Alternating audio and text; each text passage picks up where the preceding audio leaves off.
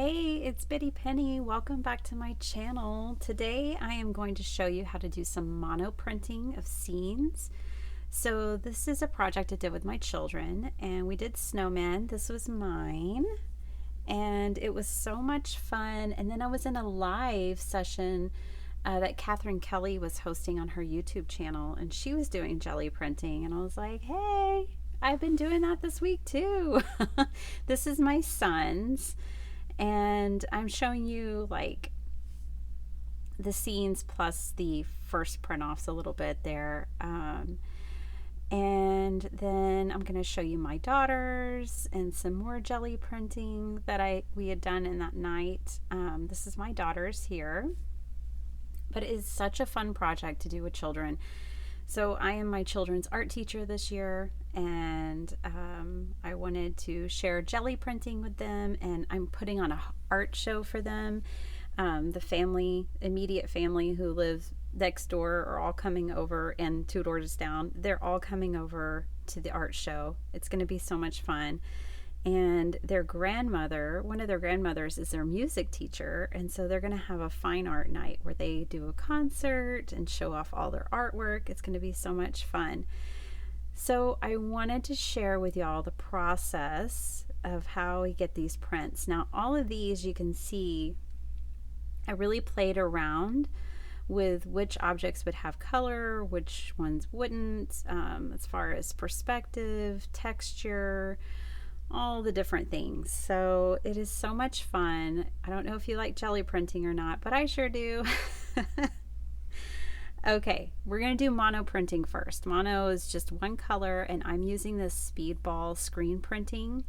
It needs to be water-based to use on your jelly plate.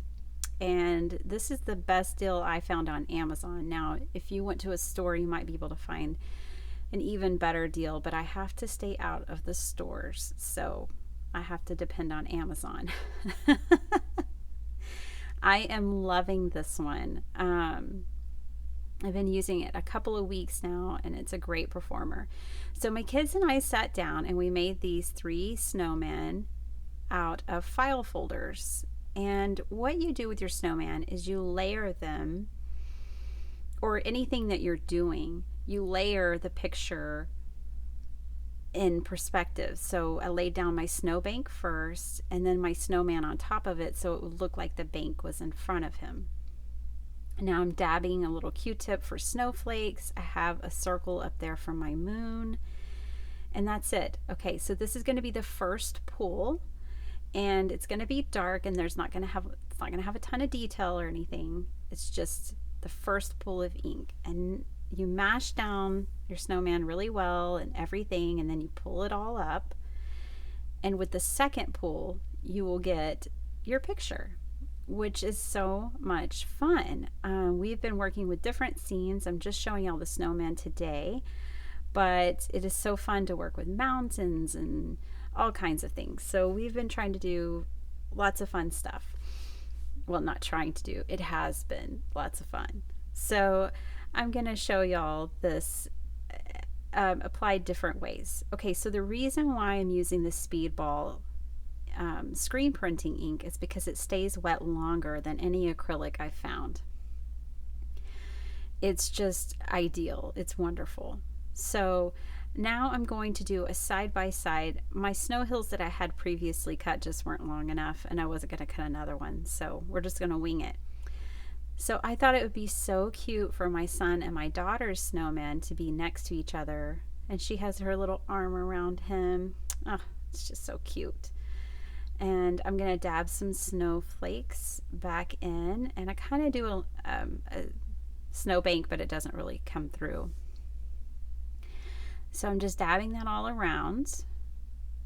Okay, this is going to be my first draw, and again, I'm just mashing this down, and I'm making sure that the detail is getting impressed upon there. So the scarves, the hat, the faces of the snowman, all the details that we had added when we created our stencils. Okay, this is my final draw for this one, and I just love the way it came out, and I showed the kids and they were so happy that their snowmen were next to each other. Aww, just so cute. and never perfect. Jelly printing isn't. It's just fun. It's so much fun. Okay, so let's try something else. Let's bring in some dies. So these are Lawn Fawn dies of Christmas trees, and I'm going to show you how to build your stencil. So in this die set came ornaments, stars, stuff like that. So that's perfect. For our snowman, we just drew everything and cut it all out of the file folders. This here is a political ad that was in my mailbox. I saved all of those this year because I knew they'd come in handy. So now I don't have to cut up a file folder. I can just use this. And I'm going to add my details. So what I'm doing right now is I'm creating a stencil that I can then use again and again and again, just like I did with my snowman stencils. So I'm just adding a few ornaments to the tree, a star at the top. I don't necessarily recommend doing this on top of your jelly plate, but I was just on a roll getting her done. So that's how I did it that day. Now I did decide to layer up my stars with a smaller one in the center. I also doubled up on my ornaments just to give it a little more dimension. It's also going to give a little more shadowing around the objects, but that's fine with me. I'm really impressed with how the stitching, so all these dies have a stitch edge, and I'm impressed with how that came through. Okay, while my tree dries, I'm going to jump into this. So I'm cleaning up my jelly plate. And then now I'm going to once again come in with the screen printing ink and get that down there. And I brought in an embossed piece of paper that is going to give me some, dimension. And I chose one with letters. So when you're doing this, you want your letters to be backwards to you.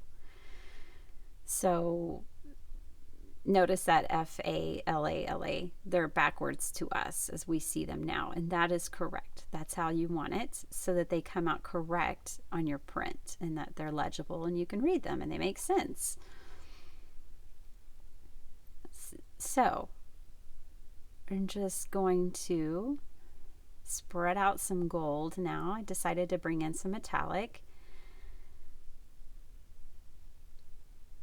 And then I'm going to lift this because I want my first, I'm going to only get one good impression with this. And I thought it'd be interesting to create a border. And so that's what I got. So, it really is just a really playful thing to do.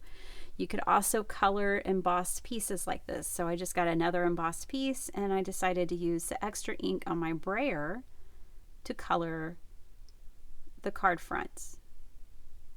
Now, of course, this isn't the most cheerful and jolly good colors for a Christmas card, but that's okay. It is 2020 after all. So yeah, that's done. I think you could come in with like reds and make it more cheerful. Okay, so this is a stencil I had, and then I die cut these little branches out. Now this is kind of weird. It is, but I was in a hurry. My kids were asking for avocado toast. They needed breakfast. So I was just on the move.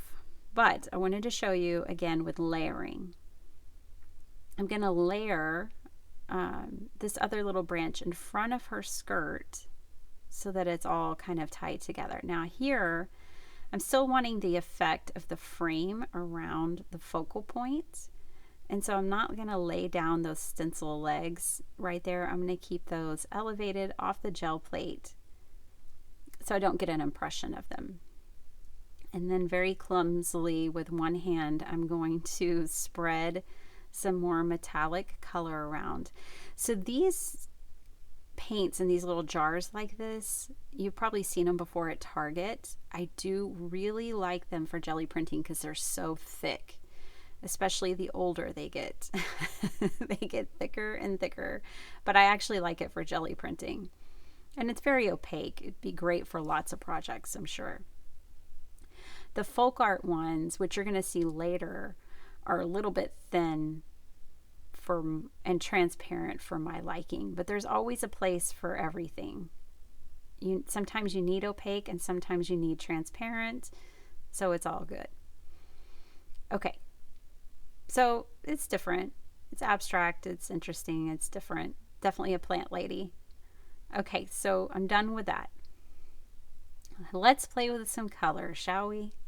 I just mentioned the folk art, and you're going to see this pink, even though they're the same brand, it can't even hold up to the turquoise and the yellow.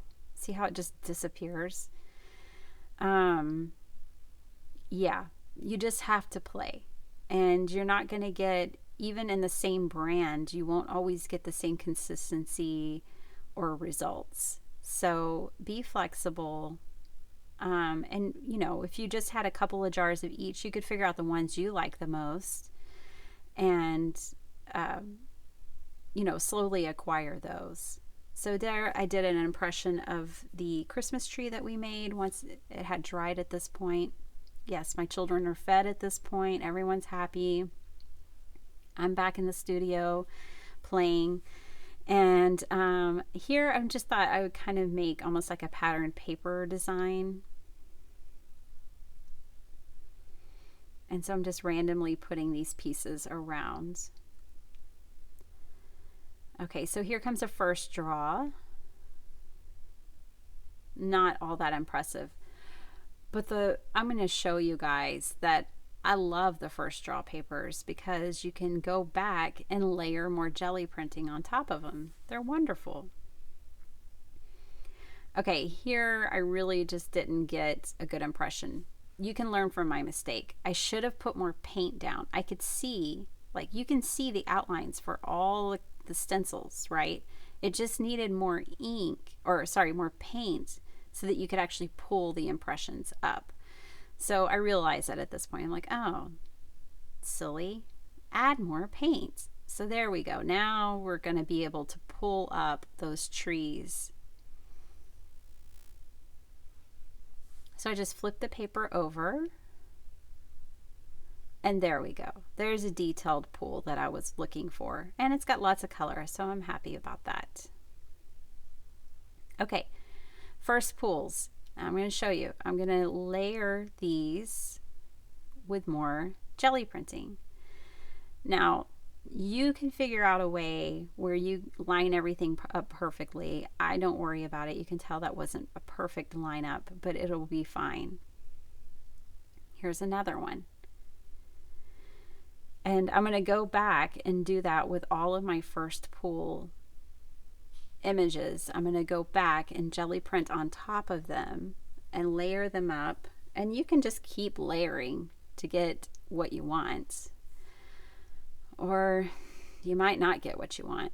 And you got to just go with it anyways. I think that's how I felt about this piece. So what am I going to do with these? Well, I do lots of things with my jelly prints. I make jelly print journals very often because jelly printing is kind of one of those things that once you get started, you just keep going and going. At least that's how I am with it. So I end up with 50 jelly prints before I'm done in a session. So what I like to do is jelly print front and back on paper like I'm doing here. And then they become journal pages.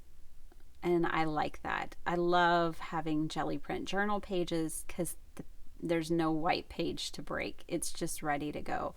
And typically with a good pen, you can write across the jelly prints, no problem. You can put your pictures in. And so they make really great journal pages. You can cut them up and make cards. You could emboss these. You could cut them into strips. And I mean, the sky's the limit. You could do so much with these. If you turn out and you have some really beautiful pieces, well, you can frame it. You can leave it just as a print and sign your cute little name on it and put it in a picture frame and be proud of yourself. You made some beautiful art that you like. and that is fun. So anyways, I mean, this is it. This is a fun play session. This is how I get down with the jelly printing currently. Of course, there's so many techniques. You can transfer images into jelly printing. I mean, the sky's the limit. You could do so much. Definitely go check out Catherine Kelly's site, her YouTube channel, if you want to see more jelly printing. She does all kinds of cool things with like sprays. Now I'm wanting sprays that I never wanted before. And she has a lot of techniques that I don't. So definitely go check her out. Catherine, thanks for inspiring me to make this video, to share this with others. And I hope you guys have a wonderful day. If you haven't, please subscribe if you want to see more of my madness. Hit that like button if you learned something new today or just enjoyed this session. I would love it. So make yourself some snowmen, go have some fun, and I'll see you later. Bye.